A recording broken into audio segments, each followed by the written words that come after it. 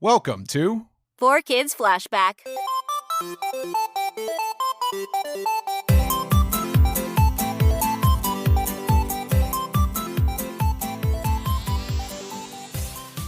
Hello, Steve. Hey, Tara. We are interviewing Amy Birnbaum today, which I am very excited about. She hasn't really done a lot of interviews, so I'm excited to be one of the first to really talk to her about her time working at 4Kids. Absolutely. And I think, fans of some of these shows will remember her playing very prominent roles, Taya and Yu-Gi-Oh, Max and Pokémon. Definitely you Kirby, could say, the voice of Kirby. Yeah, Kirby. We'll get into that discussion too. Yeah, she was a really big part of our time at 4Kids. Even though you'll hear, even though she wasn't actually living in the city all that time.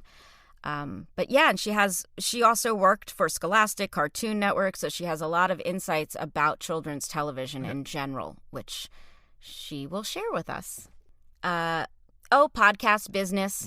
I was gonna ask, yeah.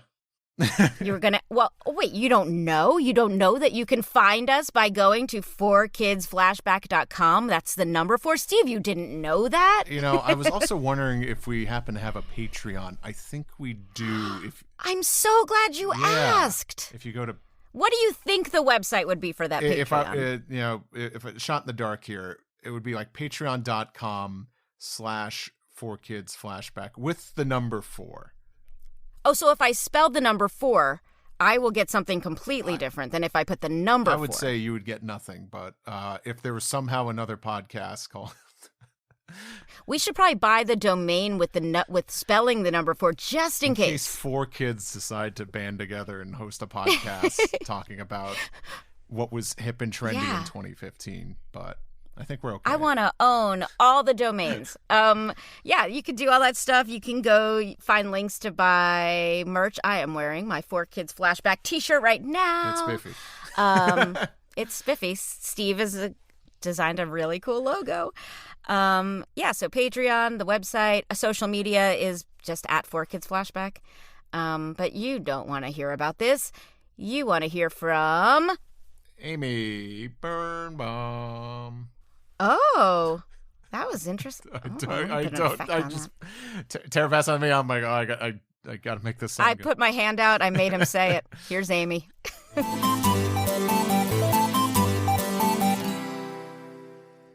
Today we are here with, I'm going to say the mysterious Amy Birnbaum, because I get asked about Amy at so many conventions because she hasn't done a million interviews. And I'm really excited to get all your questions answered. You know her from Yu-Gi-Oh! She played Taya. She was Max on Pokémon. She was the actual voice of Kirby in Kirby. I mean, I wish you could see her because she looks adorable. Welcome, Amy Birnbaum. Thank you. I don't feel like I deserve that introduction. Oh, it's you so deserve nice. more. That was so sweet. I find it hard to believe that people ask for me and that I'm even mysterious or on anyone's radar enough to be mysterious, but that was very sweet. Yeah, no, the people are clamoring for information. No, they really do. And we will talk about this, but Amy is now starting to do appearances and signings. So we'll get into all that. But because there are not lots of interviews with you out there, I'm going to start with like the very boring cliche questions, if you're good with that. Sure. Yeah. Start it easy. What a pitch. What a pitch. Because this is my first podcast too. So oh my God. Start me off easy. Well, Steve and I have tried to avoid like cliche convention questions. Right, Steve? Like. Yeah. But in this case, as you said. Yeah, let's do it. Okay, Amy, Yes. Where did you grow up? I grew up in Maplewood, New Jersey. Right near me. Yes, Jersey girls. Whoop, whoop. So it's no surprise I made my way to New York eventually. Not far from New York City, actually. So I went to school in Maplewood, South Orange District, and I was there for 18 years, and then I left, went to school in Boston, and then spent some time in Boston, came back, moved to Connecticut, back to Boston, and then to Atlanta, which is where I've been for the past 18 years. Wow. Yeah. Oh, yeah. Yeah, that sounds right. Because we moved from New York around the same time. So where does the acting and the voice stuff fit into your childhood? Were you doing this kind of stuff when you were growing up? I was a theater kid, like most of us, probably. I think I was always kind of a mimic and a ham, and knew that I was wanting to do something performative. I would watch Saturday Night Live and mimic all the characters that they were doing. I sang, I played the piano, so I was just in general drawn to theater and musical theater in particular. And so in high school, I was doing a lot of theater, got some really fun roles, and then also really obsessed with Disney movies. And so I just had in my head that I wanted to be a voiceover actress in Disney films, like combine the singing and the acting, and like probably you, Tara, like we wanted to be the Little Mermaid. We just right, but voiceover was actually on your radar, which is so interesting because it wasn't for so many people. I think because I just I'm 5 feet tall. I'm not. Yep, the 5 foot club here. The 5 foot club. This is why we're friends. Steve is 6'4". Is that correct? Yes, correct. We're not allowed to take pictures with him. Yeah, that's... Zoom is like the great equalizer. Mm-hmm. I can't tell you how many meetings. Nobody has any idea how tall or short I am, and likewise. So there were so many people. We can get into work too, but there were so many people at work who I met on Zoom, and then I'd meet them in person, and I'm like, "You're 6 feet tall." Well, and they're What's like, happening? They're like, "Where are your legs? What happened? What is this?" You're such a big personality. How could you be so small? That's how it is. We have to be loud so we can be seen. That's it. So you're doing theater in high school. Now, did you also do that in college? You went to, remind me. I went to Tufts University. I was going to say that. Were you there with Scotty Ray, who also did voices at 4Kids? Yeah. Yes. Okay. We're friends. Are you going to interview him? I hope so. We went to Tufts together. And he was a few years older than me,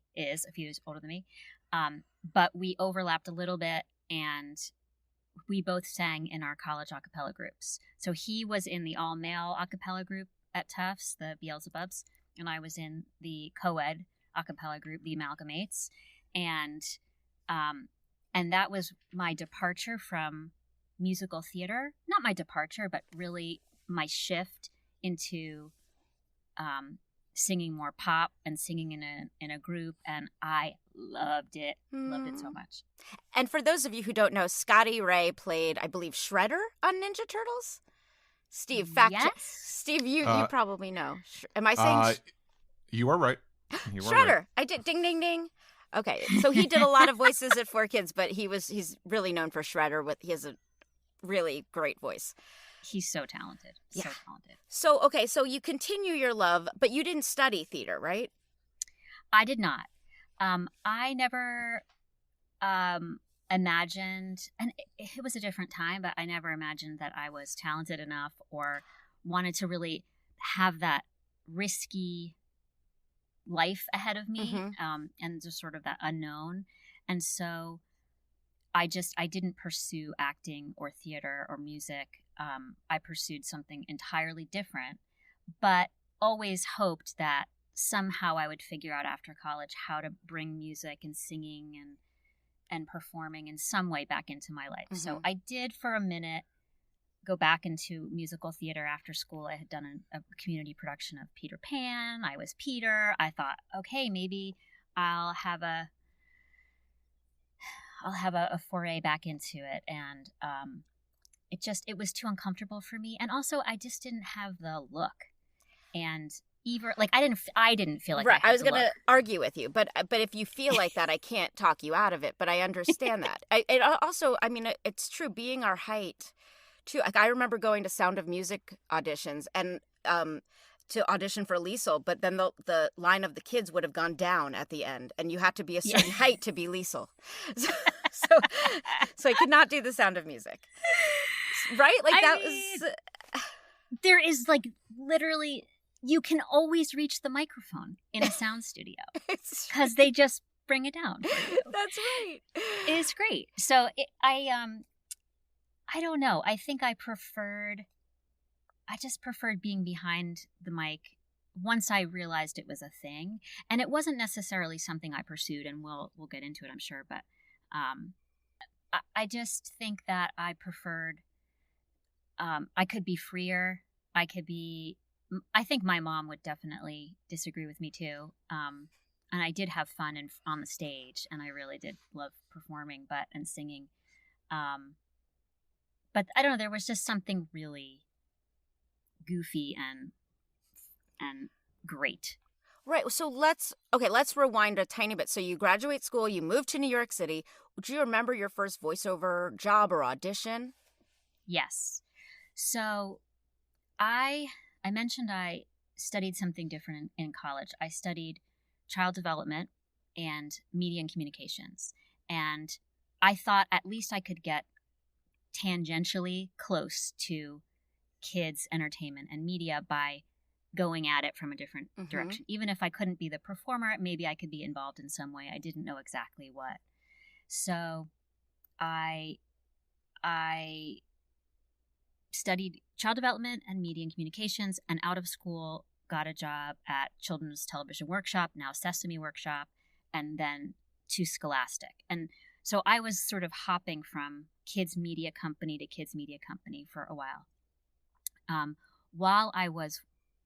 When I started at Sesame Workshop, then I was in the research department, testing shows in the marketplace and storyboards. And while I was doing that, I was providing the voiceover for the things that we would take into testing sessions with usability. So we would have static screens or static, images or sketches of scripts, and I would provide the dummy voiceover for it. So, that was like, oh, that's pretty wacky and random and fun, but it was not part of my job, but just something I did. Mm-hmm. And then I wound up doing that more often. Then when I jumped to Scholastic, we were working on a CD-ROM game at the time called I Spy. That's right. We worked indirectly together on that show because I played Spottler on that show. Yeah. Oh my gosh, that's right. So I forgot about that. It's been a long time, Amy. It's been a long time. I forgot about that. So I Spy I was working on the product as an assistant and associate, eventually producer on, some of the products. And I provided the dummy voiceovers for one of the characters named Skelly. And I laid all the tracks, and then we hired somebody professionally to record the voice of Skelly, and the team, after it was recorded and after we paid this person, they were like, that person's so talented, but we really liked your direction better, which was so sweet. And I thought, they said, can we pay you to do that? And so that was my first paid job, which I was so proud of, because I felt like I had actually auditioned for it, but I didn't realize, like, I had just laid the whole thing. So anyway, they hired me to do Skelly, and that was my first paid real gig. Wow. But I didn't have any sense of how to get more after that, because I just thought, well, I got the bug for it, but then I didn't know how to pursue it. And then luck and chance and all sorts of weird things, like, made that possible. Okay, so do you remember your 4Kids entree? Yes. So my boss at the time at Scholastic, probably one of the best people that I know, She was very good friends with Michael Hagney, just like family friends. And this was not orchestrated in any way. It was just a circumstantial meeting. And I met Michael Hagney, and my friend said, "Oh, Amy just did the voice for Skelly for the project that we just did on I Spy Spooky Mansion." And he's like, "Oh, you do voiceovers?" And I said, "Yeah." I said, "Yeah," like, "Oh yeah, I totally do voiceovers." Yeah, I'm a professional. And so I said, "Yeah, I would love to do it more." And he said, "I have a studio, Taj Productions in New York." He's like, "It's a small little thing. We do lots of anime stuff, but if you're interested, come in and do an audition, and we'll try to find some parts for you." And I'm like, "Really?" And I was like, "Okay." I didn't know anything about Taj Productions, Michael Hagney, 4Kids. It was just a friend of a friend. Mm-hmm. And I don't know if he would remember it this way, but I'm sure he just thought he was doing a favor for his really good friend, which he was. Wow. And then what year? Do you remember what year this was? Like, was Pokemon already happening at this time? Well, you tell me maybe. I don't know. It Okay. was 90. It was probably 98 or 99. Okay, so they probably knew Pokemon was coming up, but it wouldn't have impressed you at that point to say the P word. It definitely did not impress me. Like, there was nothing.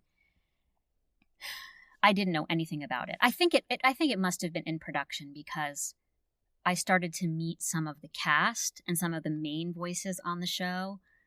I think it had been established. Veronica was on it.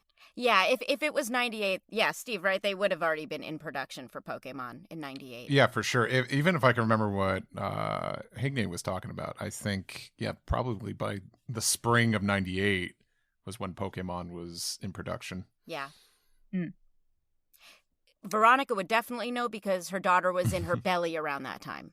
So she has a really good timeline for that because of the birth of a baby. Yeah. Yeah. I think I definitely met Veronica after the baby was out because I remember meeting her adorable towhead baby girl. I could still picture her as a baby. Who knows now? She's the best. They have a podcast together where they are watching old episodes of Pokemon together called Oh my gosh, The that's Trainer's her daughter? Guide. Yes, her daughter's fantastic. You'll meet her at some point. She's the best. Oh my gosh, that's awesome. I mean, when we talk about what later, I guess when we talk about how I'm getting back into things, one of the things that I'm doing is paying attention to what you all are doing, and just started to follow you guys on Instagram. And so I follow Veronica, and I saw that she's got. That's her adult daughter. Yeah, that's how long we've known each other. I cannot believe it. And here's how little sense I have of how old I am. Like, when I walk around in the world, like, forgetting how old I am, and then I look in the mirror and I'm like, oh, right, that's no, I just but I looked at when I saw the two of them, I was like, I'm like, did I work with her? Yeah. Like, I was like trying to recognize. We think we're 20. We totally feel like we're 20. I really, for a minute, I was like, who is this girl? Wow. How does she know so much about Pokemon? Oh, that's funny. Yeah. Okay, so wait, I wanna dig deeper. No. So, okay, you go to Taj Productions, which we've talked about a lot on this podcast, for your audition. Do you remember being like, what is this show? What is this weird thing? I remember walking in and Michael asking me to just, like, record. He's like, can you do kid voices? He was just asking me, like, can you do boy voices? Can you do girl voices? Can you do, like, random sounds? I don't think I was auditioning for any particular part. I think I was just auditioning to be in the pool of actors who he could reach out to whenever he had auditions. And so I do remember being like, I don't know, I'll try it, and doing a couple. And I don't know if this is my own, like,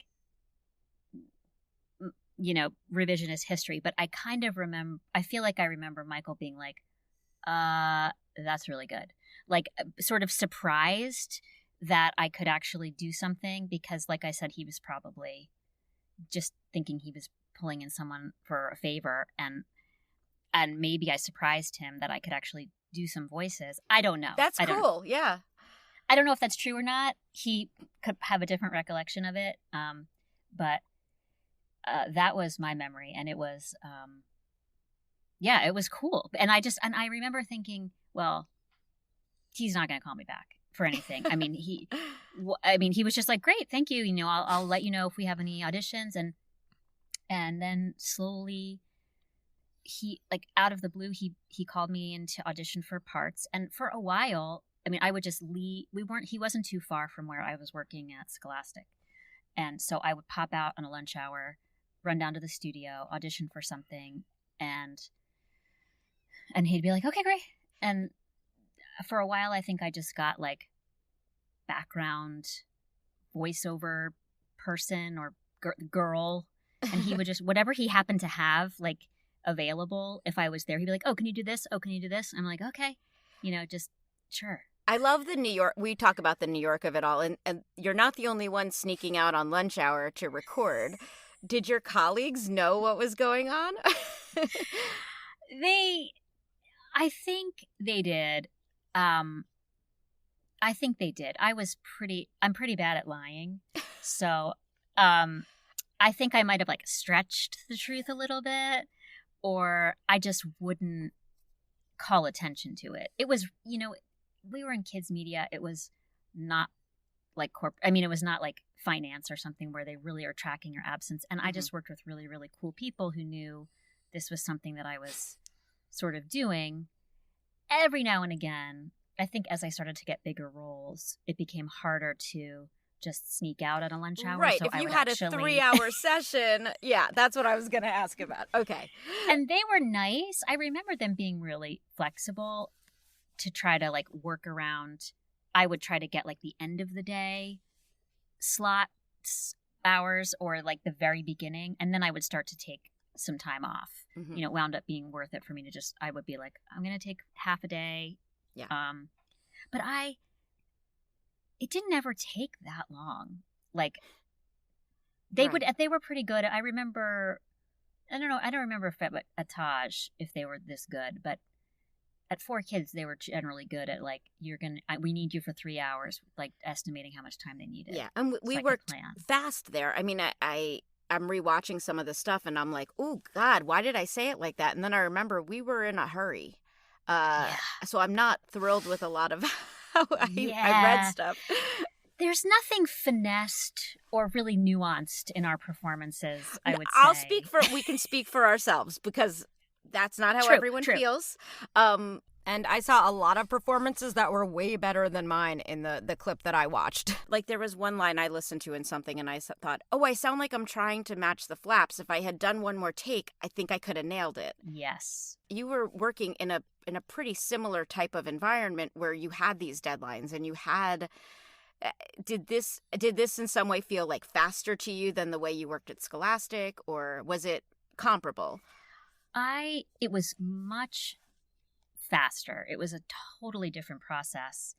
And I kept hoping that at some point I would get a gig where I could sort of take my time and slow down and actually think about the lines a little bit more instead of trying to say them in a way that matched the flap. Because I did sort of feel like, it was, I don't know. It was hard to tell. Like, was that good? Was it not good? And they'll be like, yep, we got it. I'm like, which one are you taking? Was it anything? Was it crap? Was it? Yeah. Yeah, that's it's such a good point because when you're restricted to the mouth flaps, your character might have said something slowly and pensively, but you got to say it fast because that's what the mouth flap is doing. Yeah. And it does affect performance. And I think I think as actors, you learn to adjust to that. But we were young and this was a lot of our first jobs in voiceover. And Totally. And I think I remember feeling like, with the exception of Taya in Yu-Gi-Oh, which was basically this current voice that you're hearing right now. Every other character I played had some effect on it. And so I felt like I was more focused on, does this sound like the other takes I took? Do I sound like Max right now? Do I sound like, oh God, when I did Bones on Yu-Gi-Oh! And I auditioned for Bones, I thought, I can't get this part. I can't sustain that. Like, what have I done? And then they were like, we love it. Can you do a little of the voice? Was it hurt? Did it hurt your throat? It hurt everything. I mean, I was like, and so I think if anyone's listening with any sort of scrutiny, they're like, she sounds different. like scene to scene, because it was right. Yeah, no, I feel like that with my stuff too. So wait, what is the voice? Is it scratchy? Sorry for not remembering. Let's see. You don't have to do too much of it. He's like, the pumpkin has a very special ability, ectoplasmic fortification. Something like that. Whoa! Oh, that hurts. Okay, because that's right on your vocal. That was awesome, by the way. Right on your vocal cords. So yes, the other thing is, this is sort of a fun fact that probably isn't out there much, but my husband is an ENT and he's a voice specialist. So he's the head of the voice center at Emory. And so I would come home and my voice would be shot. And he's like, you're basically destroying your voice every time you scream. Like, maybe you should pick a voice that isn't. I'm like, yeah, but they won't cast me if I don't go all out. Turns out that's true. Yeah, I remember at the time, because I was doing all those little boy voices, I went to specialists to see, is there a healthy way for me to talk like this? And they were like, no, you know what, that if you want to, yeah, they were like, if that's the voice you want, they showed me the vocal cords and all that stuff. And they were like, you're pressing down here. So just do it as limited as you can. Breath support helps. There's definitely techniques that make it easier and better for you. But there's a limit. I forgot that's what your husband does. And I definitely knew that. Wow. I said to, I was saying to him the other day, so I'm singing, I said I was singing in the car and not using a lot of breath support, but just trying to hit a note, whatever. And it was just air. A note that I thought I could sing, and it was just I'm hitting notes before exactly that one, and it was just empty air. Yeah. And he's like, yeah. I'm like, what? Yeah. What is that? Yeah. He's like, well, it's vocal cord damage over the years. The stuff you were doing when you were 20, screaming, singing, belting incorrectly or whatever, it has long-term effects. It's usually just it's a muscle. You used to be able to touch your toes. Now you're not going quite to your toes because you're getting a little older and you haven't stretched them out. It's exactly like any other muscle. Yeah. People do forget that.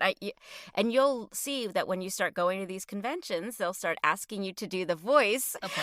And you're like, oh God, how many more of those do I have to say? It really hurts. Oh my gosh. I'm going to have to go But you want to please people. Yes. Yeah, it's their faces when you do the voice, and I'm really excited for you to have this experience. Aww. They get so nostalgic and happy, and it's so worth it. So I can't wait. Now, with breath support, what are some techniques you two would do so you wouldn't completely shred your voice? I'm curious. I was working with an awesome voice teacher in New York. I think around the time I was starting to feel like I should probably do something more correctly. And if you saw, she was amazing. And I think she was ahead of her time. But she had all of these techniques where it's crazy, but you'd have to stick your fingers in your throat, massage your not your vocal cords, but whatever's on Adam will be mad at me. I don't know which part of the voice box it is. We're gonna interview your husband after this. Yeah. Yeah. So is massaging that, actually sticking your fingers up into your palate, your soft palate. I mean, crazy speaking like a cat. Doing all sorts of weird vocal exercises, but I did just. You drink a ton of water. I would do that before. I would do some warm-ups before and after sessions. I don't know that breathing from your diaphragm. Yeah. Instead of from, a lot of people breathe and it's in their throat, Yeah. so that's probably not the right explanation, but you have to breathe much deeper than you think. Tara, you know this better because you sing still. Don't you sing? I mean, I once in a while, but and I don't do things. Listen, I'm just as guilty as everyone else is of forgetting, because you get so into the moment of your character that you forget the technique sometimes. When you watch someone who really knows how to do it, who's really trained, you realize how little you know. Like, oh. Yes. Have you ever done work with straws? There's a technique. There's a technique called straw phonation, which I'm not going to bore everyone with it, but it's breathing in and out of straws to help get your breath and things working, and it's pretty amazing. Ask your husband about it. I bet he'll know. Yeah, it's pretty cool. I bet he knows. Okay. So what was the first big role you had at 4Kids? Do you remember that? The first big role I had was, I was going to say Max, but that's not true. I think the first big role I had was Molly in the Pokemon movie. So I got a role in the Pokemon movie. Well, actually, you tell me. I can't. This is going to probably anger fans. I hope not. Please forgive me, but I don't remember which movie came. If Molly was first or Melody. I had two different movies. I was Molly and Melody, and I think this is why I look up credits and stuff. Melody was in the second Pokemon movie, Pokemon 2000, and then Molly was in Pokemon 3. So there you go. Okay, so then thank you. That's awesome. Thank you. Okay, so I think Melody was first, and that was the first big role, I believe. And then I think after Melody is when I got Max on the series. Maybe it happened around the same time. Time is really confusing in the order of things. Yes. But for all of us. Yes. So I think the movie record that felt so legit, so real. I couldn't believe that I was in a movie. Well, we should explain too, and I think this was true for all of them. We recorded in a different studio for the movie. And it was fancy pants. It felt so fancy. I mean, for the episodes, we were basically in booths that look like what we're sitting in right now. I mean, maybe a step up. I'm really in a tight closet, but it was not much more than this. Yeah. For the most part. They were small rooms. Yeah. I mean, small but mighty. Like us, Tara. That's right. But the movie was we had to travel someplace else in the city. It was a big studio. There were new faces. Mm-hmm. It was multiple people in different booths at the same time. That was real. It felt really real. I remember feeling intimidated. And I after doing so much Pokemon, it was kind of, not that I was blasé about it, but it was, I was in my Pokemon routine, and all of a sudden I'm in a new studio that's fancy with new people, and I was like, oh, this is a little intimidating. I know. I hope I do okay. I know. And it was that was kind of crazy. And it was still with Taj, right? I think it was during the, or was Hagney maybe stepped in? Taj was a co. There was a point, and we've discussed this in the podcast, when Taj stopped working on it and 4Kids actually built their own studios. Okay. So we were recording at 4Kids. I'm not sure exactly where on the timeline that falls, but it was strange because I think we did have those new 4Kids studios. So I was like, wait, why are we going somewhere else? Yeah. But all of a sudden, we would record, when we dubbed, it was on a big TV screen. We could watch it. But all of a sudden, there was this huge screen in front of us. The lip flap was much more important because this was going to be on a huge screen. Yeah, definitely. Oh, definitely. Yeah. So you've gotten a bunch of roles under your belt then at this point. At this point I would say, before I got Max, which was I think that was my first regular role, where I had to schedule every week to come in to record a couple things. I was doing random Pokemon, and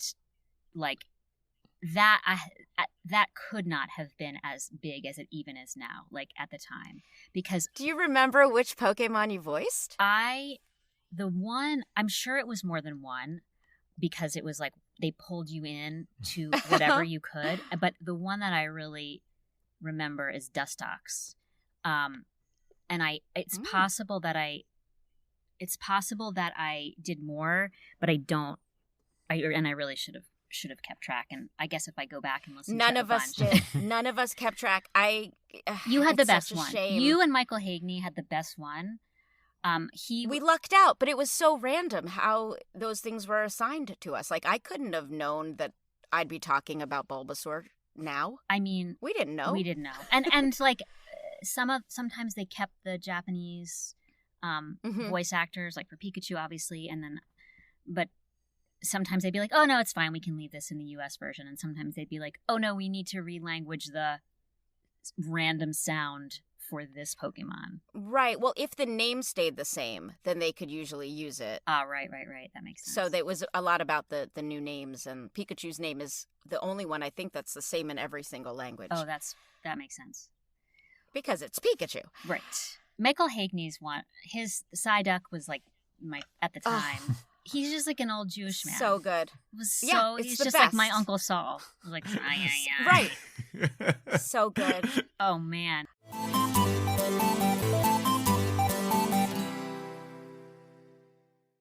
I want to get more into your roles there, but I also want to point out like how much I love that, and I think this is a great lesson for people, that you are living a creative life without having this risky voiceover work be your only source of income. And you were also doing creative work at Scholastic, and then you moved to other companies. But I love that as inspiration for people who think, I haven't made it if I'm not only doing voiceover. So, you knew you wanted a creative life, and I love that you built that for yourself. That's so nice of you to say. I appreciate that. I think I wish I could say it was like super intentional. It was more that I was too scared to commit to the uncertain life. I wanted a certain level of. Well, you were a realist too. Yeah, I mean, I think instead of saying scared, you knew the odds and you knew the uncertainty, and you're somebody who liked stability. Yeah. So, I think. I don't know that that's fear-based. I think that's realism. It's true. And also I fell in love. So so Adam and I met in college. And then his career kind of took us to places that were unexpected. I don't know what would have, right as we were leaving New York to come to Atlanta, or leaving Boston to come to Atlanta, I was like, I was about to get signed with an agent at Abrams. Was there an Abrams? Is that right? Could that be right? Mm-hmm. In New York? Yeah. And I was about to I had gone on these auditions for an agent, and that was like, I can't believe I'm about to get it. And then it was kind of like, well, we're moving to Atlanta. We were married already. And I just, I don't know. It was really rough. It was a hard decision to come here. Yeah. But ultimately, it was so good because, you get to here in Atlanta we had Cartoon Network, and that's where I went afterwards when we moved here. Mm-hmm. And I loved, it was a perfect balance to be in production, in creative, to be working with people with all different skill sets. I never liked being in a sea of actors all the time. I liked having different perspectives. I liked having expertise around me in different areas. It just made the conversation and the experiences more interesting to me. Yeah. And also I don't have a competitive spirit. So I always just felt a little like we're all kind of going for the, I don't know. Yeah. We're all good. Give it to everybody. Yeah. But also give it to me. Yeah. But let's all hug after. Well, okay. So, let's go back to 4Kids. Sorry, I went on a tangent, but I definitely want to talk about the Yu-Gi-Ohs. Oh, yeah. The Yu-Gi-Oh stuff. Yes. I don't remember auditioning for Yu-Gi-Oh. Do you? Yes, I think I do. Michael was running Yu-Gi-Oh. I think it was Eric. at that point. Oh, it was but Eric. I could be mistaken. I do remember auditioning for Taya, and that, but I don't remember like being told I got the part of Taya, and I don't remember like if there were a lot of people who had auditioned, or I really don't. I don't remember. You just remember reading a script and then recording. I remember reading a script. I remember like feeling, oh, I can actually read words in a real way. I felt like she had more just easier lines to read somehow. Like the dialogue was a little bit different. Or you related to it maybe in a different way than the other characters. Yeah, and it wasn't a stretch. It was just like me talking in a very earnest, saccharine way, you know, and it was great. She was just there and sarcastic. She had a super sarcastic streak. It all just felt really natural. But yeah, I remember being super psyched. I was like, I got a regular role on this show, and I can't believe it. I was really, because there were so many talented people, you among it, like Veronica, like so many talented women. Yeah. And it was just like, to me, it felt like, why did I get that? Why didn't but it was but you're so good on it. It was, yeah, but that was a great run. That was a great run. And it's okay if you don't remember. Do you have any memories of recording the show? Any funny episodes or anecdotes, or even if it's not related to the show? Like, there's just weird stuff that happens sometimes. Let's see.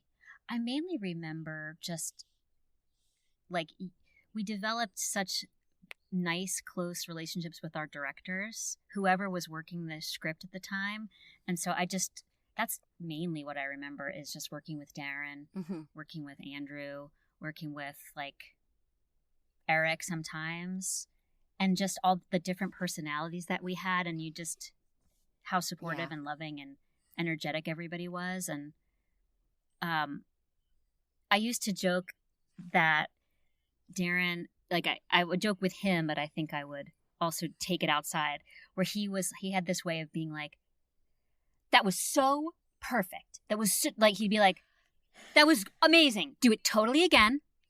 Totally differently. And you're like he would have, I'd be like, but you just said it was perfect. But I have to do it totally again in a completely different way. Just for options. You're so right. That's so funny. So you were one of the few people who moved, but did come back and do the role. Because I did the same thing. I moved too far away to fly back and do my role. Yeah. What was that process like with going back and forth to 4Kids from Atlanta? It was, well, first I was coming back to 4Kids from Boston. So That's right.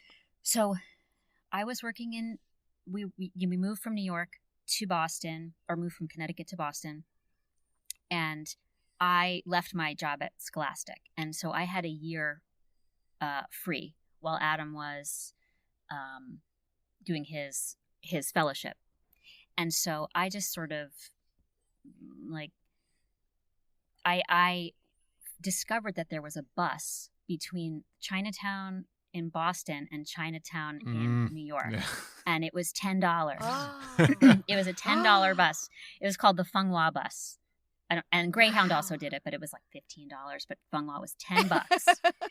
So and they would leave like every hour. I mean, they were running crazy and they would go so fast. It was not safe, I'm sure.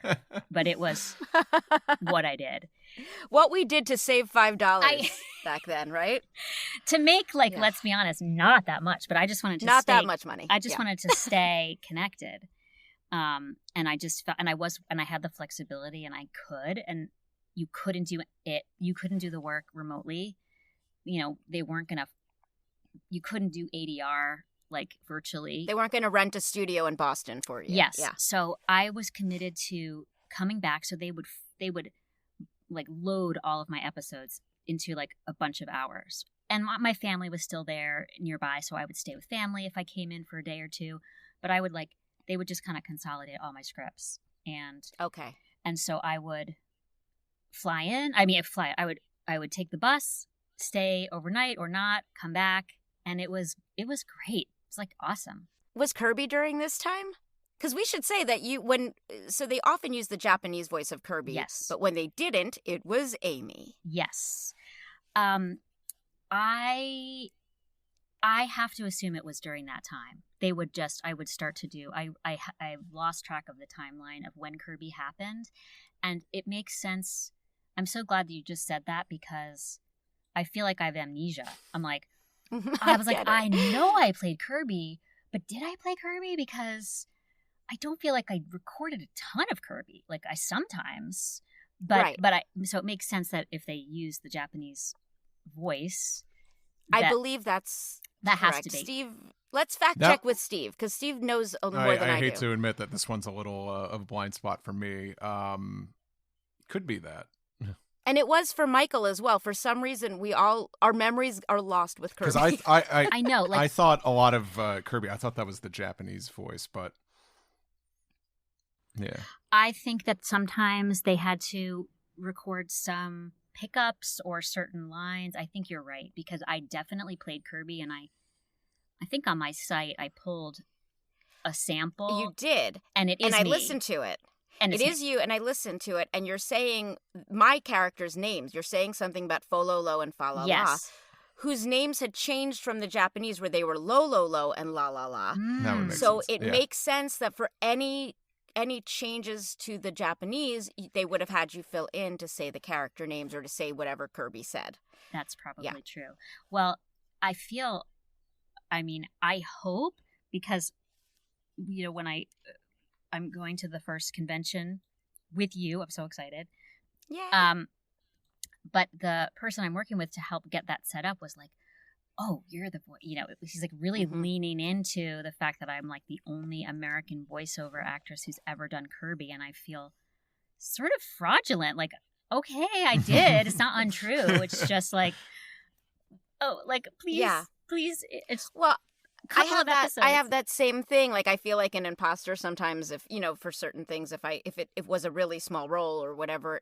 So what I do with some things is like I put a 4K next to it so they know it's the 4Kids version if I'm signing something. Oh. And I do always, like, if someone comes up to me, well, Steve will appreciate this, with something from One Piece to sign, I say, well, I was only in the 4Kids version. And so, you can say, yeah, I filled in when they needed extra stuff. And I don't think it will bother anybody.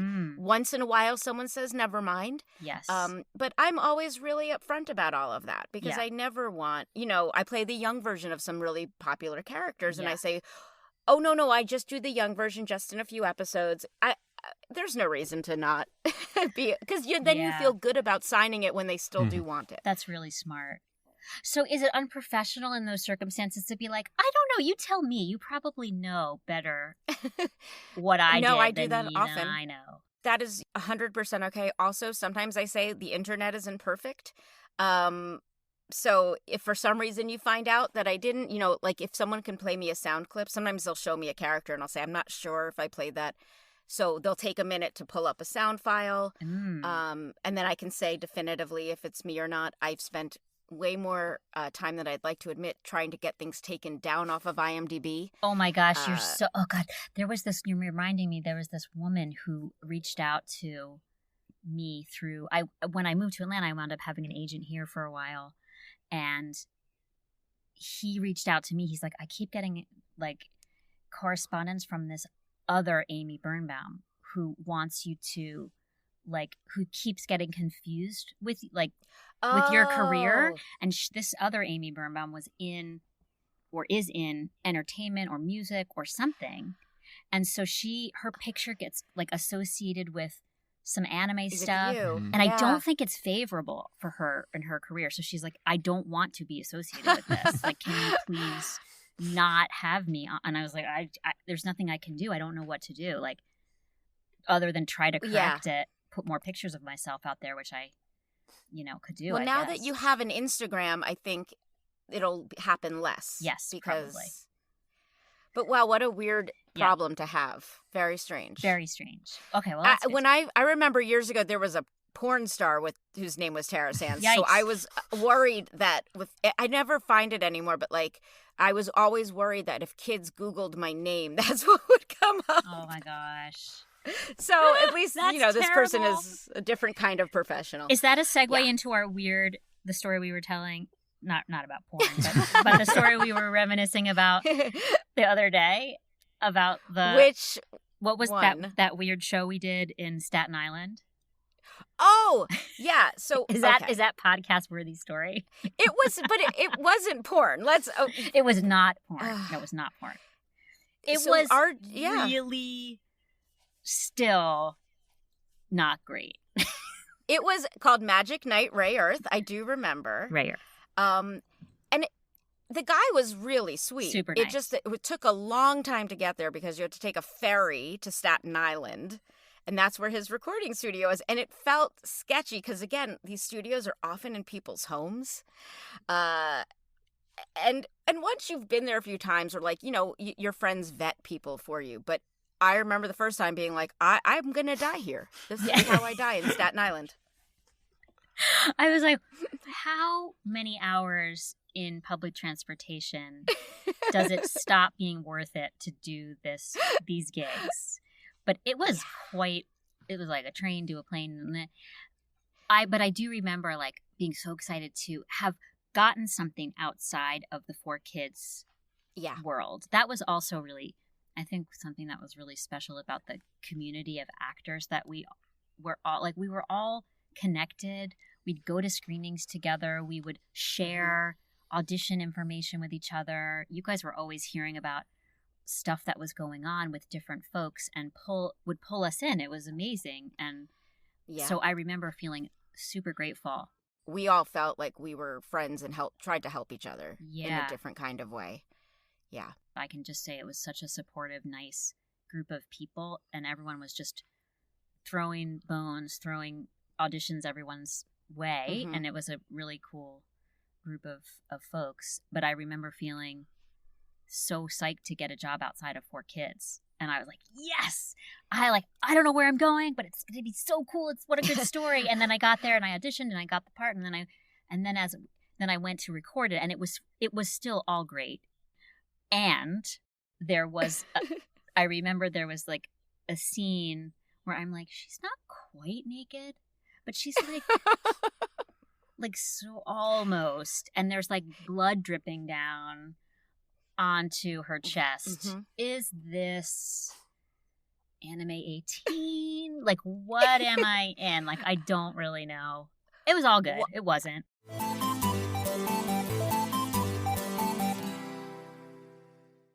My memory of some of that stuff was I would get a job on another anime and it would seem so innocuous. It would seem kid-friendly, and all of a sudden the tentacles would come out. And again, it wasn't porn, it wasn't filthy, but I was we're walking a line here.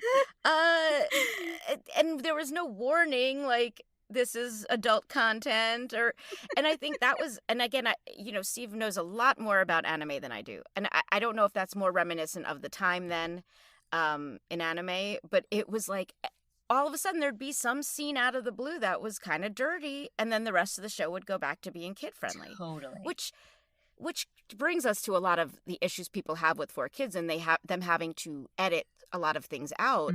I think stylistically there was, is it called fan service, Steve? Is that what yeah. That's the sexual stuff. Oh yeah, for sure. Fan service. Yeah, that's your common term.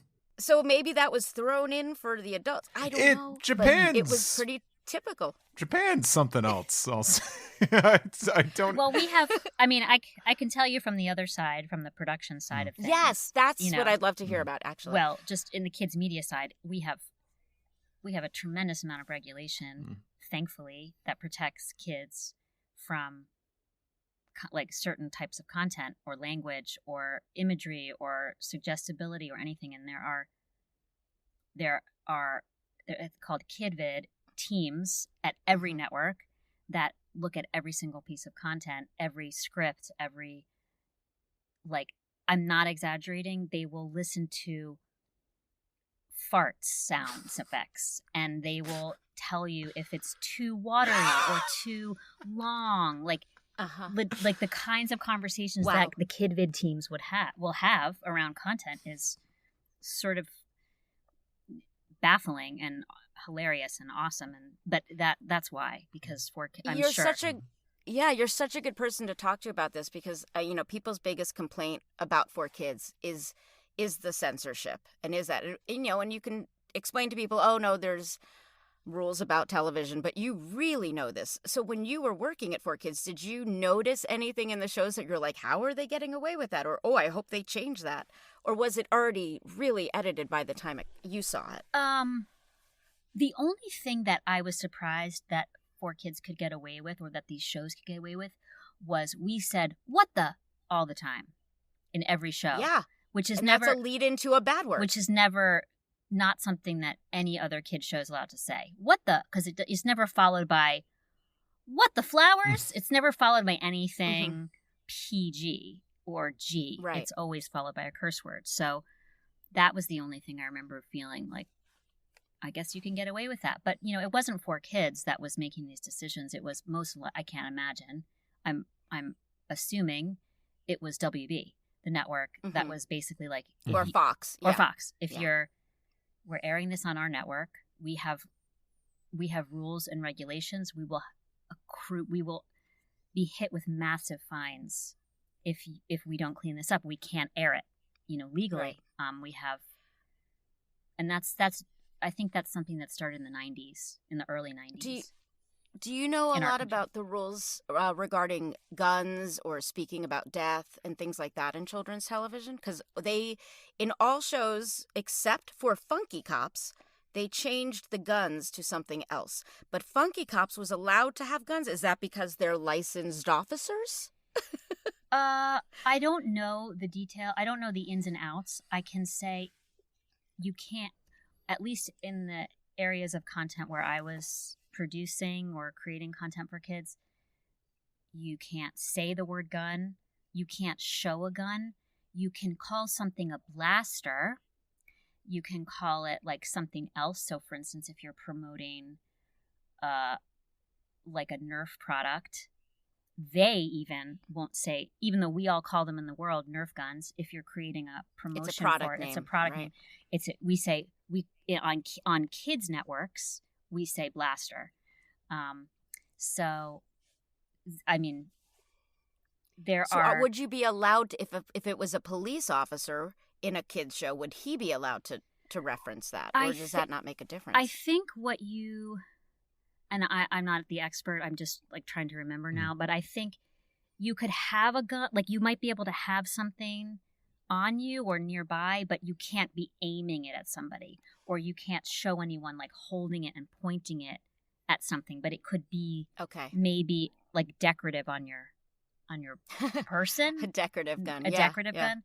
But I mean, there are, and they keep changing. Like the laws keep changing too. That's the other crazy thing, is that the teams who manage it have to continue to look out and see what terminology or expressions or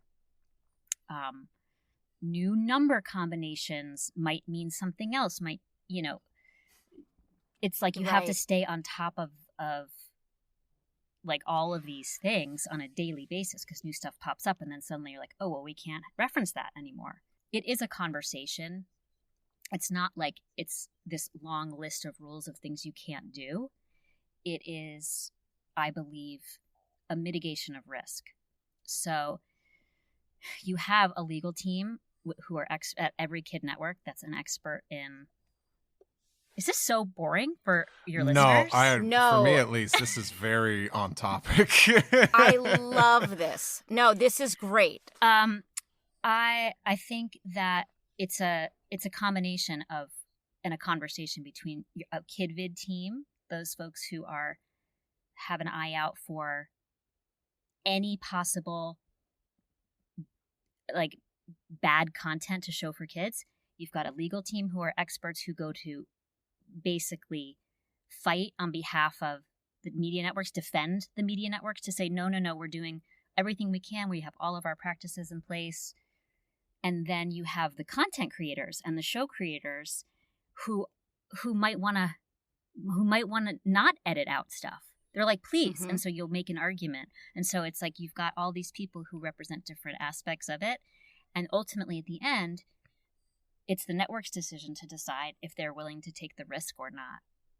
Like, are we, because you've got all of these people on the kid advocacy side of the world who are watching kids' content and scrutinizing it and waiting for somebody to make a mistake so that they can be like, and then busted. And so people are watching and they're raising issues and they're bringing it to the floor and they're, and then you have lawsuits against networks and it's a big deal. And so I think it's always just a conversation in my experience. I can't. Yeah. And it's even more complicated when you're importing and licensing shows than, and most of what you did was brand new content. So you could write it specifically for children. Yeah. These guys were importing shows and then having to adjust them to fit for kids. Something that I don't know if you knew, I just learned this recently. Steve, you'll know a lot more about this, is that the cards in Yu-Gi-Oh! One of the big kid vid laws is nothing can look like an advertisement to children during the cartoon. So the cards in Yu-Gi-Oh! Apparently looked like, we're selling trading cards. So they had to change is that why they changed the back of the artwork of the cards? Is that correct? Did I have that correct? The front designs of the cards, yeah. And this is something I only found out recently, but yeah, they had to alter them so they didn't look exactly like the official Konami card game cards that could be bought. That makes sense. Mm-hmm. That makes total sense to me, of course, because that you have those kinds of lines blurred in content that is owned by toy companies. You've got Barbie, you've got Mattel Transformer shows, you've got Yu-Gi-Oh, you've got all these shows that were arguably like television content, and then you've got the toy content, and you can't have them in adult shows. You can have them overlap. You can just mix it all up, have advertisement, soup, product placement, go for it. In kids, because they're too young to understand the difference between I'm being pitched a product and I'm watching some content, these are the regulations that were put in place. So that you have to have a certain amount of buffer between content and toy or product. So like at Cartoon, we had Ben 10 toys and we had a Ben 10 show. Like, you can't promote them in the same space or segment of it, like within the same hour or 30 minutes of content. So it doesn't surprise me that Yu-Gi-Oh! Had to make changes to what they're in the show or what it looks like. So it just looks like, no, that's not what you buy. That's different. That's a little bit slightly so even like a commercial for Ben 10 toys couldn't air during Ben 10? No, 100% not. It could air. Like, that was the other area where you're always having to have conversation because advertisers want to get as close to the content that they're promoting as possible. And so when you try to come up with ways of getting them close, they'd be like, well, you're going to air this Transformer show. Can we then run right after it the Transformer toy show? And it's like, no, we have to have a certain amount of time between. It's like, hopefully the kids have forgotten that they were watching that show, and then you can run your commercial. Or so is there an age? Is there an age where that rule stops? Like, what do the kid vid rules go up to? Is it like 14 or is it 18 or is it? I think it's 18. Okay. I think. Wow. Maybe it's 17. I don't know actually. Okay, we'll Google that. I've never worked for a company that created content for people older than 16. So that's right. But I'm so glad you went into that because, again, I think that will explain to some people why the intense pressure to make those changes was going on at that time. Yeah, this kind of feels passive aggressive on my part, but I'm just like, at this point, if you're still wondering why they edited out guns and blood, like, read the room. It's like, that's, to me, those aren't the most mysterious changes that 4Kids made, but like, I think even, even when I was younger, I got it. And I'm like, well, yeah, this can't air. But you are still mad. I mean, that's the thing. So as much as people understand it, they're still mad. So I think the more we can explain like that's the thing. Yeah. If your gripe was because, I remember distinctly a really sloppy edit in Yu-Gi-Oh was these two hired goons show up at Kaiba's house, and in the Japanese version they pull guns on him, but they're completely invisible in the dub, so it just looks like they're pointing very aggressively. It's silly. Yeah, so you can be bad with sloppy it's fixes. silly, but I understood. I'm like, about. well, you can't have a handgun on there, because I knew, even though like I wasn't, I wasn't alive during the time, but like the era of like G.I. Joe in the 80s, like those guns, they fired lasers because they couldn't actually fire bullets. So that's. I mean, the rules are. It gets really nuanced country to country, and so of course, like you want to create a show that you can then localize and distribute and sell to as many countries as possible. Like that's a revenue stream, but not every piece of content is going to be received well, and for reasons that you maybe don't even realize. Like I'm going to get this wrong. So like as an example, like if there's an anthropomorphized animal, for instance, in a show, and is trying to be sold to a country that has respect for that animal, you can't show that episode, or you have to edit that out. So there's so many details about what you can and can't show. I am like, by the way, I should just say, I'm not an attorney. I'm not a kid vid expert. I just play one on TV. I've worked in a production capacity enough where I have to work alongside them and with them, and have worked in brand partnerships and advertising within the kid media space. So I know enough to be dangerous, No, but I guess. thank you, because this is the kind of information that it is. It's great. That we need out there, just in case anyone is wondering. Sure. Like, and it's a different angle on all of this than we've had on the show. It's your perspective is appreciated for sure. Cool. As an actor there, though, I did not know. Maybe you had a different experience. I did not know any of this was going on. I didn't even know 4Kids was also making toys. I didn't know they were the licensing company. I didn't know about the changes to the shows. I just showed up and said my lines. Oh, yeah. Were you aware of any of this? No. I mean, I knew the company was way bigger than I knew. But to me, it was just like, just popping back to the booth. I don't know what you all guys do, but I'm out. Totally. But yeah, I don't think I really paid much attention to the bigger business.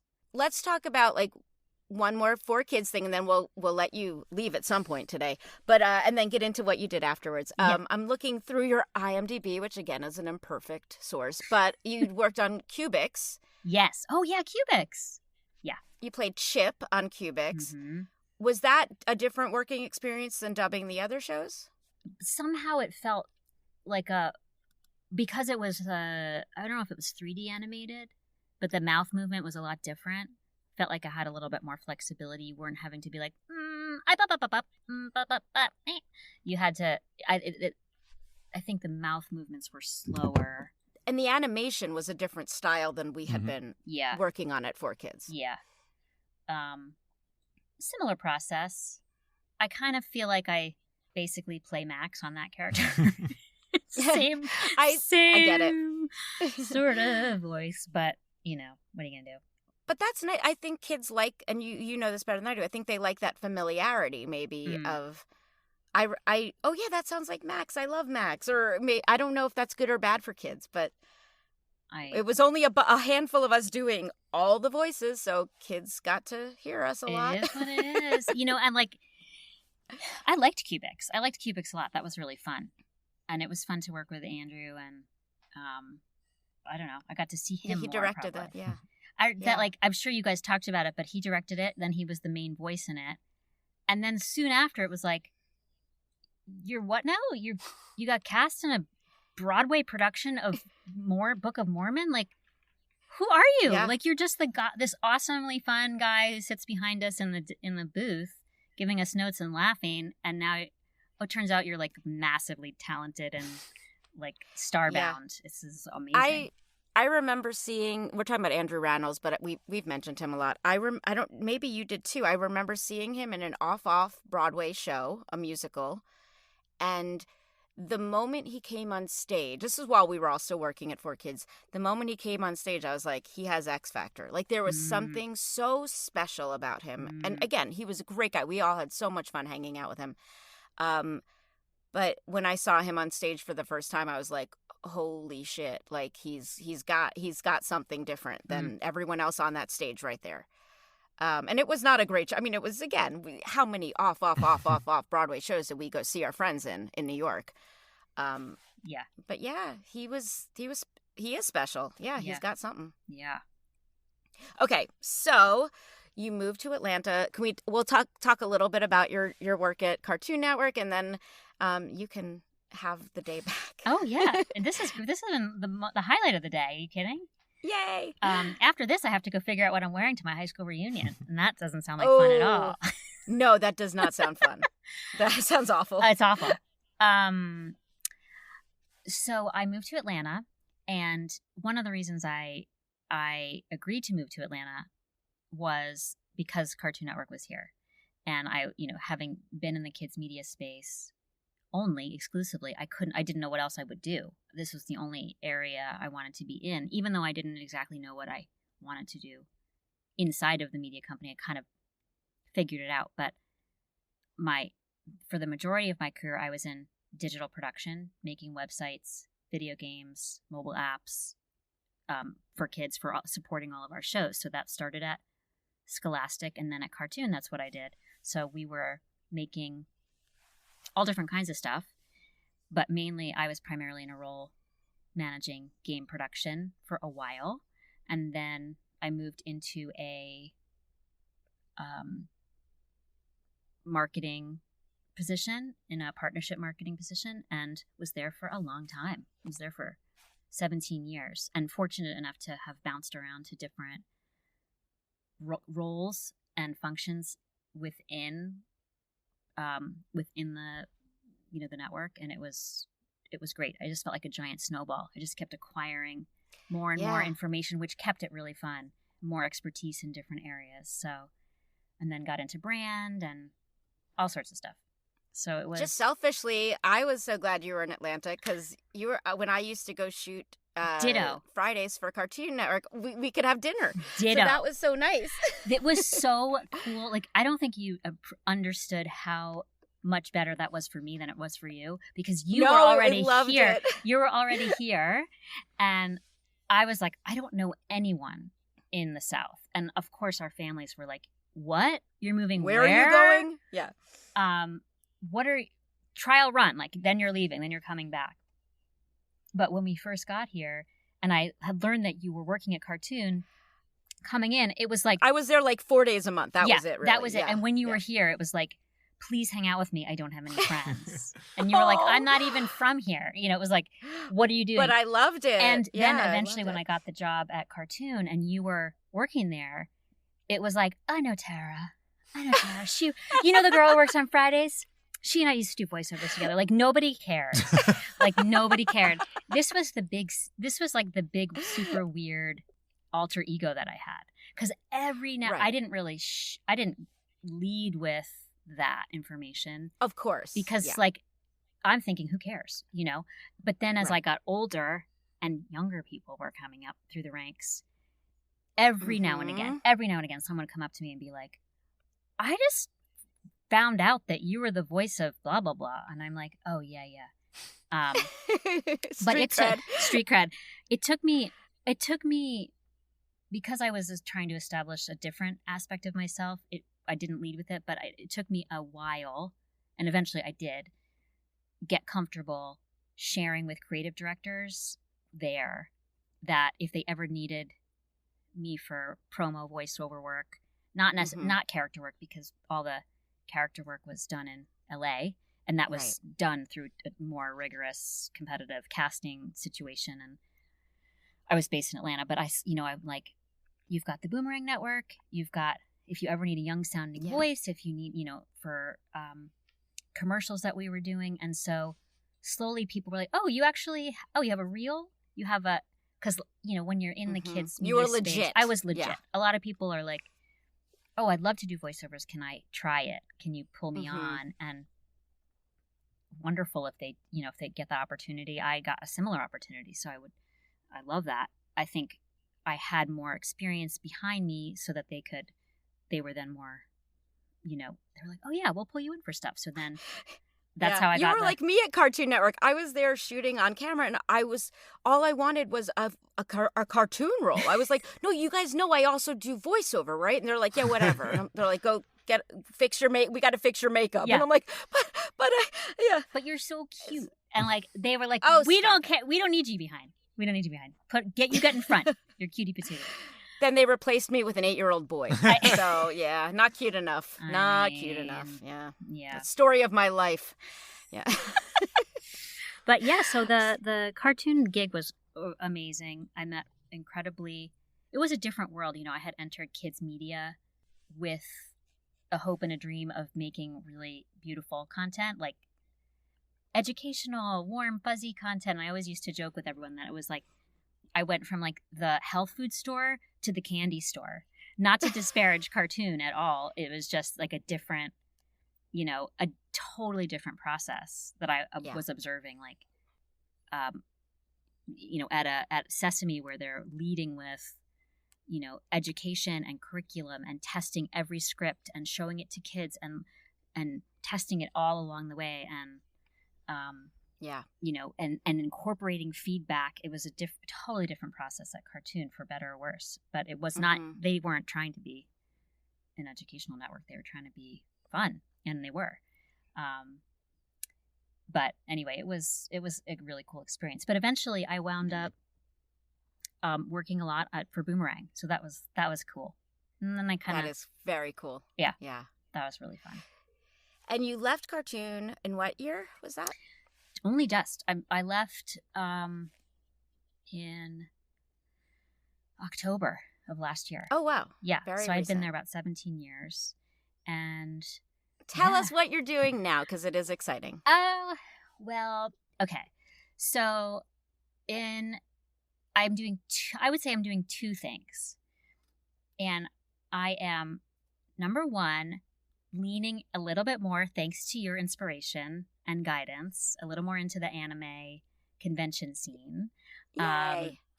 And I'm so excited to go to my first convention in 2 weeks, a week and a half. Yeah. I'm not sure when this is going to air. We probably will have already seen each other by the time this airs. You're probably right. So, no, that's totally fine. But yeah, so you'll be able to look on Instagram at the pictures of Amy and I from the convention. Yeah. And you're going to teach me how to, like, first of all, how to interact, what I need to know, how to post about it. This is the main thing I'm watching you guys do so beautifully and expertly is promote it. Like you have all of these followers and fans and people who are looking to know where you are and that's new, like, to me. Right. So, and you got this. Well, your graphic design skills will be very useful in all of this. Good to know. Can also, the convention will post it and you could just take their graphics and say, here's what you got this, Amy. I'm not worried about you. I'm not worried about you at all. I hope so. So that's one part of and you still are doing voiceover work. I still am, yes. And then the other part of me has always, I would say recently, in the past bunch of years, I had gotten really interested in the branding and graphic design side of our business. I am not a designer. I would never claim to be.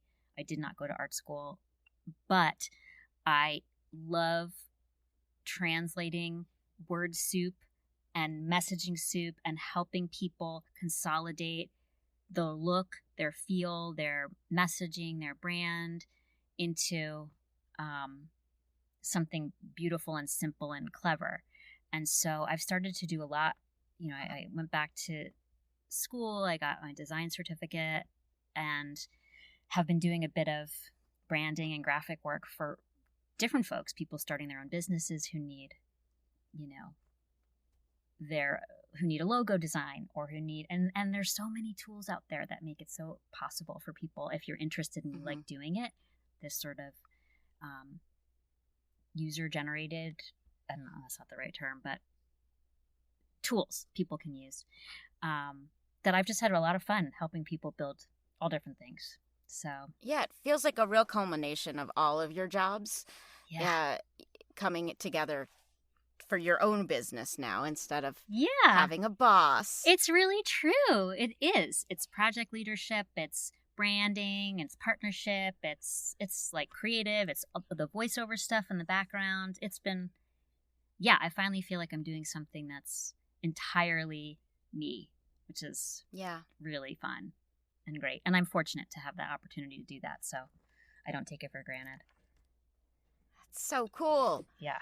I think people listening who want to have a creative career but maybe are not sure if they only have to do one thing, or I think it's very inspiring for people to see how you've built this creative career for yourself in many different areas. Oh, thank you. That's so nice. Yeah.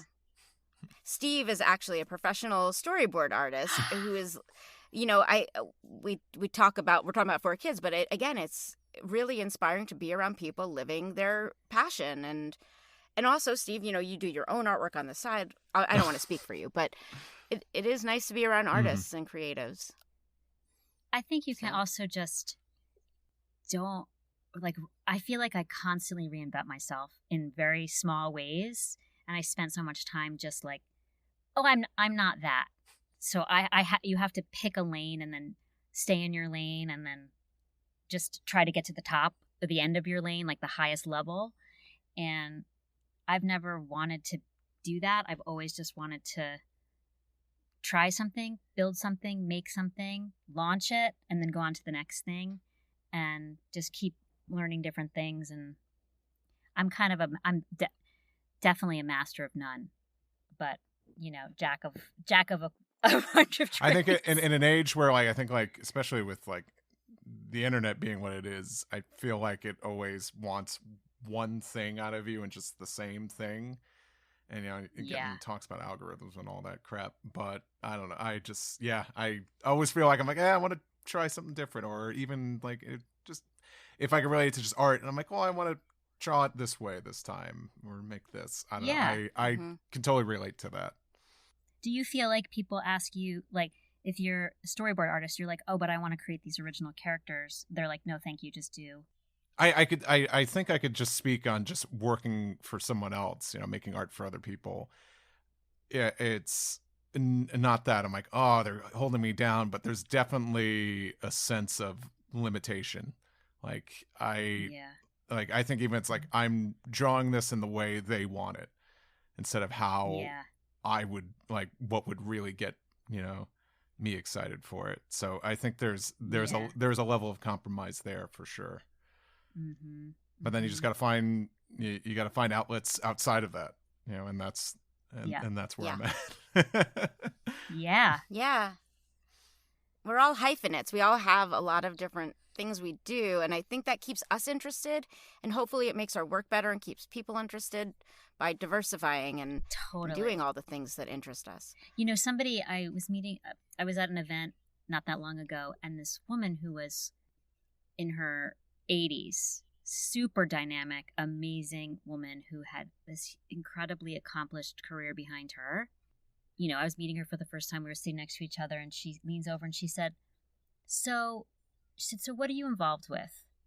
And just the way that she phrased that question, I was so appreciative. And I called it out. I said, thank you for asking. Because I had just left cartoon. I was shortly after. And I still didn't know how to talk about myself. And I got really stressed out when people would say, what do you do?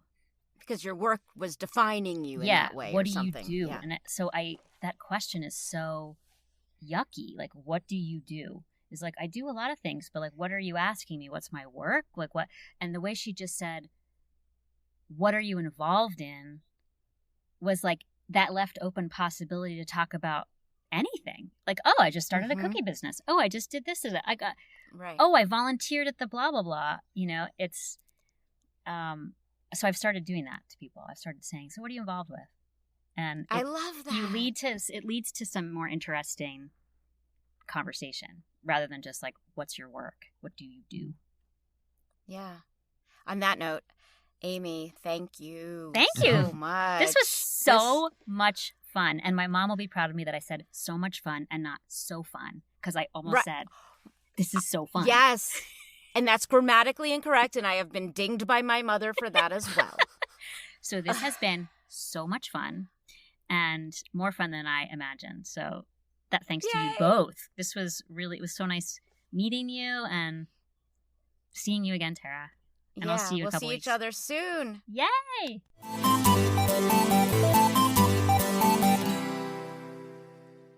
Well, that was a long talk, right? I think, yeah. It was. It went fast, and then I kept looking at the thing. I'm like, oh my gosh, we've kept her so long, but it went really quick in my brain. I think it might be one of our longest interviews of the ones we've recorded. And, never a dull moment, I would say, for sure. There was plenty to talk about. I love that she is someone who can really speak to censorship issues and things like that, having worked at other companies. I hope that answers people's questions about how strict those rules are. For sure, yeah. I think, if you already didn't understand, I think, Amy coming from, that part of production, I think, really hammers it in. And like I said, it answers some questions, doesn't answer them all, but I think, it doesn't. We'll never know everything. We're trying to help each other understand things a little bit more. Yeah, and I'm excited to see what she does next. I hope now that she's more out there doing these things, maybe she'll get some more cool anime jobs. She's super talented, and I know people would like to hear her and more stuff. I think, again, it speaks to, like, the camaraderie with all of this, that these old friends, Amy and I had lost touch for many years, but when you see each other, it's like no time lost, because we were part of this really big thing together. I think there's a bond there because, again, we didn't know we were going to be involved in such big shows that we would talk about 25 years later. And there's only a handful of us that understand that feeling of being part of that. So, yeah. I'm going to cry. No, but those are the best kinds of friendships, because even,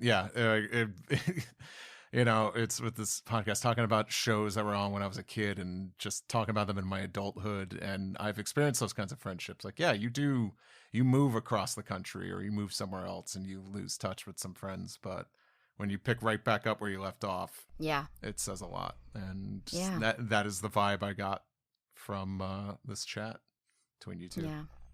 On that mushy note, thanks for listening, guys. Come back next week for more talking.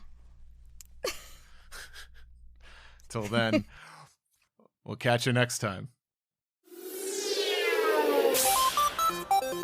4Kids Flashback is a production of Maji Media, hosted by Tara Sands and Steve Yurko. Producers are Zach Logan, Tara Sands, and Steve Yurko. For more information, go to 4kidsflashback.com. That is the number 4. And if you worked at 4Kids and have a story you want to share, please email us at 4kidsflashback@gmail.com. You can find us on social media at 4Kids Flashback, and to listen early and ad-free, head to patreon.com/4kidsflashback. For podcast merchandise, find links on our website and Linktree. As they say on every podcast, if you liked this show, please subscribe, rate, and review, and tell your friends, or 4. If you want to check out other Maji Media podcasts, go to maji.media. Thanks for listening.